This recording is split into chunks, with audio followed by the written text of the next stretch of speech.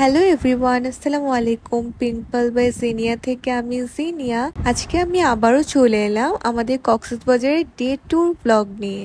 আজকে আমরা দুজনে সারাদিন কোথায় কোথায় ঘুরলাম, কি কি নতুন নতুন রেস্টুরেন্টে ফুড ট্রাই করলাম, সব আপনাদেরকে ডিটেলসে শেয়ার করব।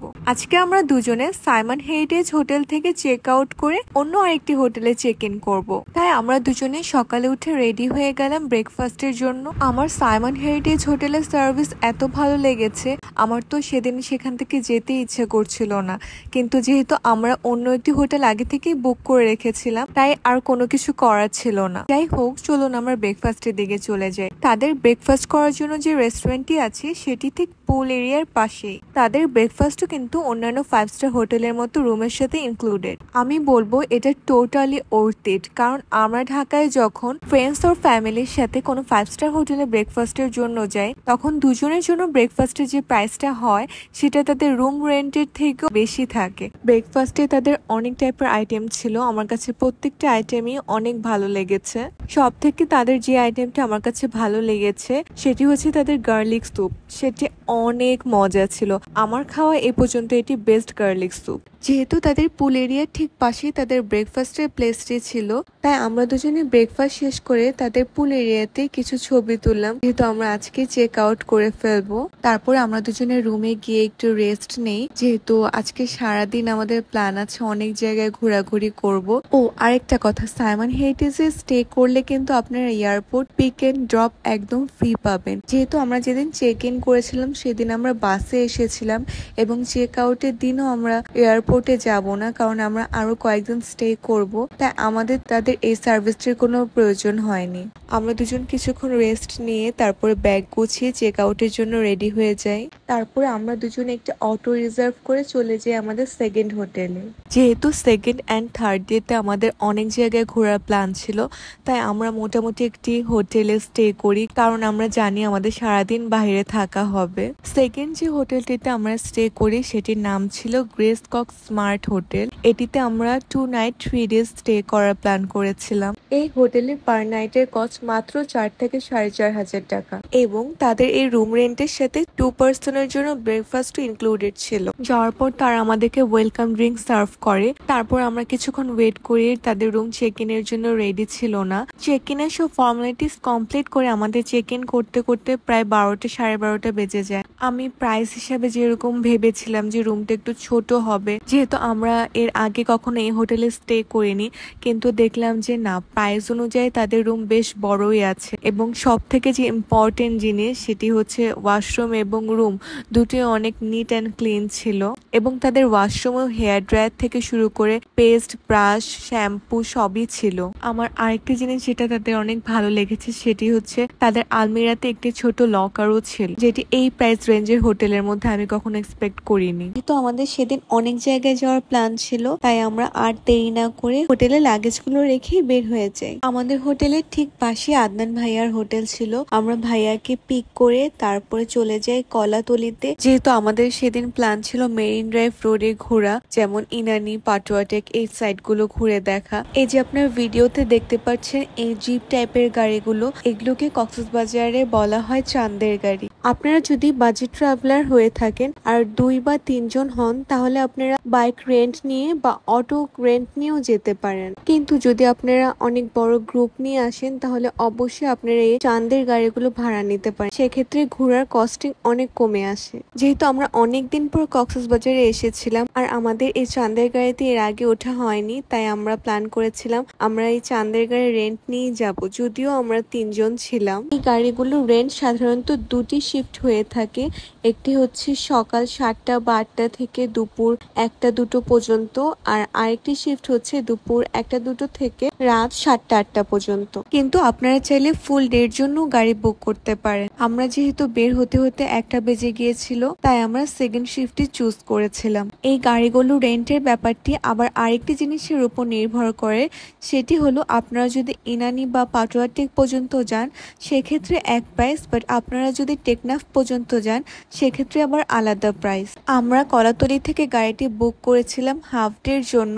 আমাদের কাছে তারা 2700 টাকা রেট নিয়েছিল, কিন্তু আপনারা যদি আরো ভালো দামাদামি করতে পারেন তাহলে হয়তো 2000 বা 2500-র মধ্যে পেয়ে যেতে পারেন। যেহেতু আমাদের বের হতে হতে লাঞ্চের টাইম হয়ে গিয়েছিল, তাই আমরা প্ল্যান করেছিলাম আগে পাটুয়া টেক যাব, কারণ সেখানে পালঙ্কিতে আমরা লাঞ্চ করব, তারপরে ব্যাক করার সময় আমরা বাকি স্পটগুলো ঘুরে দেখব। মেরিন ড্রাইভ রোডের কথা আর কি বলবো, আমার মনে হয় বাংলাদেশের মধ্যে সব থেকে সুন্দর রোড এটি। এক পাশে সমুদ্র আর আরেক পাশে পাহাড়, এর থেকে সুন্দর কম্বিনেশন আমার মনে হয় না হতে পারে। মেরিন ড্রাইভ রোডটি এতই সুন্দর যে আমার মনে হচ্ছিল 1 মিনিটের জন্য যাতে আমি আমার ক্যামেরা অফ না করি। আমরা আমাদের স্পিকারটা আনতে ভুলে গিয়েছিলাম, তাই আমার একটু মন খারাপ ছিল যে আমরা গান শুনতে পারছি না। তারপর সজীব আমাদেরকে অনেক সুন্দর গান শোনায়, আমরা অনেক মজা করি আলহামদুলিল্লাহ। তারপরে মনে হয়েছে যে না, স্পিকার থাকলে হয়তো এই মজাগুলো আর হতো না। তারপরে আমরা রাস্তায় যাওয়ার সময় বিভিন্ন স্পটে থেমে থেমে কিছু ছবি তুলি এন্ড ভিডিওস বানাই। এই রাস্তায় যাওয়ার পথে কিন্তু আপনারা একটা ঝর্ণাও দেখতে পাবেন। যেহেতু আমরা দুজনেই ঝর্ণা অতটা পছন্দ করি না, আর সেটি দেখতে হলে অনেক উপরে সিঁড়ি পেয়ে যেতে হবে, সেজন্য আমরা এটি স্কিপ করেছিলাম। আমরা দুজনে এবং আদনান ভাই আমরা সবাই অনেক এনজয় করছিলাম। আমার মনে হয় না এই রোডে কারো 1 মিনিটের জন্য বোর লাগবে, এত সুন্দর রোডটি। আমরা দেখতে দেখতে তারপরে পালঙ্কি রেস্টুরেন্টে চলে আসি। যেহেতু তখন লাঞ্চ টাইম ছিল, তাই অনেক ভিড় ছিল পালঙ্কি রেস্টুরেন্টে। পালঙ্কি রেস্টুরেন্টে ঢুকতে দেখবেন চারপাশে সবুজ গাছপালা, ফুলের গাছ, আর রেস্টুরেন্টের ভিতরে তারা একটু মুঘল থিমে ডেকোরেশনটি করেছিল। এতই ভিড় ছিল যে আমরা যখন গিয়েছিলাম তখন কোনো সিটই খালি ছিল না। তারপর আমরা বলার পর তারা ম্যানেজ করে দিয়েছিল। তাদের মেনুতে অনেক টাইপের আইটেম ছিল, আর তারা সবগুলো আইটেমেরই ভিন্ন ভিন্ন নাম দিয়ে রেখেছিল। যেমন চিংড়ি পাতুরিকে তারা মেনুতে লিখেছিল তিরিং বিরিং চিংড়ি, মানে অনেক মজার টাইপের নাম দিয়ে রেখেছিল। আমরা তাদের মেনু থেকে অর্ডার করেছিলাম তাদের ভেটকি পাতুরি, পাহাড়ি মোরগ, শাক দিয়ে চিংড়ি মাছ, লইট্টা ফ্রাই, মাছের ভর্তা আর ঘি ডাল। টেস্টের কথা আর কি বলবো, আমার মনে হয় কক্সবাজারের বেস্ট বাংলা রেস্টুরেন্ট হচ্ছে এই। আমার তো এখন মনে পড়ে ক্ষুধা লেগে যাচ্ছে। তাদের প্রত্যেকটি আইটেমে অসম্ভব মজা ছিল এবং তারা আইটেমগুলো গরম গরম সার্ভ করেছিল, এজন্য মনে হয় আরো মজা লাগে। আমার সজীব এবং আদনান ভাইয়া তিনজনেরই তাদের খাবার অনেক ভালো লেগেছে। আর খাওয়ার পর আমরা ডেজার্ট হিসেবে অর্ডার করেছিলাম তাদের ফেমাস রাবড়ি দিয়ে জিলাপি। গরম গরম জিলাপির সাথে রাবড়ি দিয়ে খেতে এত মজা লাগছিল। তারপরে আমরা সবাই লাঞ্চ শেষ করে চলে গেলাম পালঙ্কির অপোজিটে ঠিক একটা বিচ আছে সেখানে। আমরা যখন বিচে গিয়েছিলাম তখন তেমন কোনো মানুষ ছিল না, আর সেখান থেকে বিচটা দেখা যাচ্ছিল, এত সুন্দর লাগছিল চারদিক, মনে হচ্ছিল আমরা দেশের বাইরে কোথাও আছি। আর আলহামদুলিল্লাহ সেদিনের ওয়েদারটাও অনেক সুন্দর ছিল।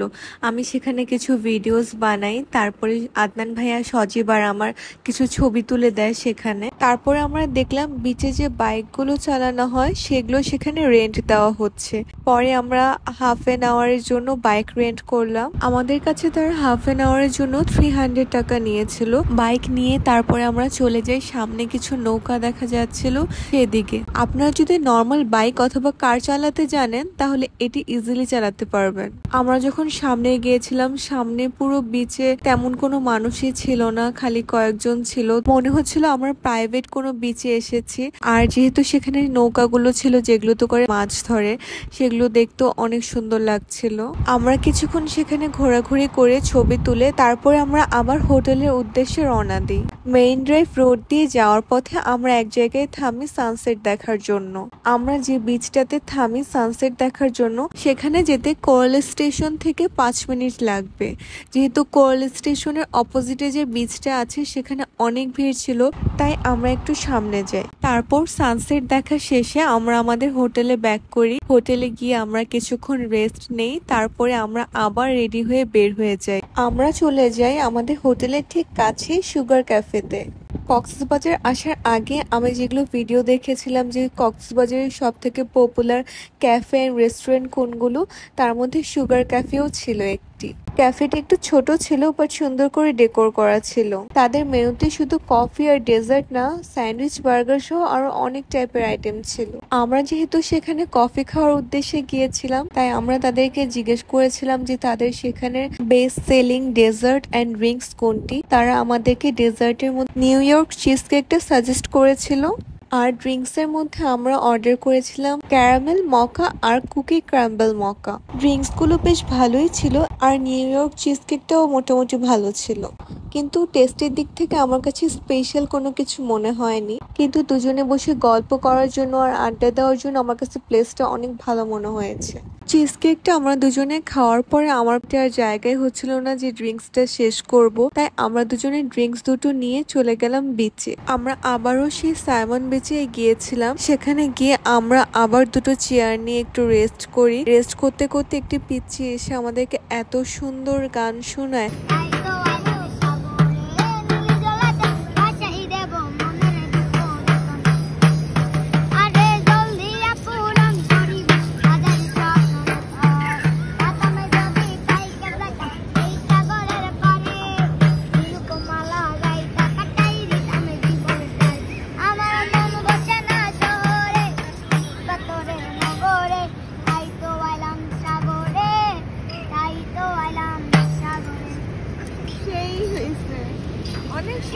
মাশাআল্লাহ, আমি কখনো ভাবিনি যে তার গলা এত সুন্দর হবে। তারপরে আমরা দুজনে অনেকক্ষণ শুয়েছিলাম। তারপরে দেখলাম যে আনারকলি ফ্রুটস সেল করছে। আমরা আনারকলি ফ্রুটস খেয়ে চলে গেলাম ডিনার করার জন্য। আমরা ডিনার করার জন্য গিয়েছিলাম সানডান্সার ক্যাফেতে। এই রেস্টুরেন্টটিতে মেইন শহর থেকে যেতে 10 মিনিটসের মতো লাগে। রেস্টুরেন্টটি অনেক সুন্দর করে ডেকোর করা ছিল আর রাত ছিল বলে সেখানে লাইটিং এর জন্য আরো সুন্দর লাগছিল। তাদের মেনুতে শুধু বাংলা খাবারই নয়, আরো অনেক টাইপের আইটেম ছিল। আমার ডিনারে কিছু খেতে ইচ্ছা করছিল না, একদম ফুল ছিলাম আমি, তাই আমি শুধু ফ্রাইড ক্যালামারি অর্ডার করেছিলাম।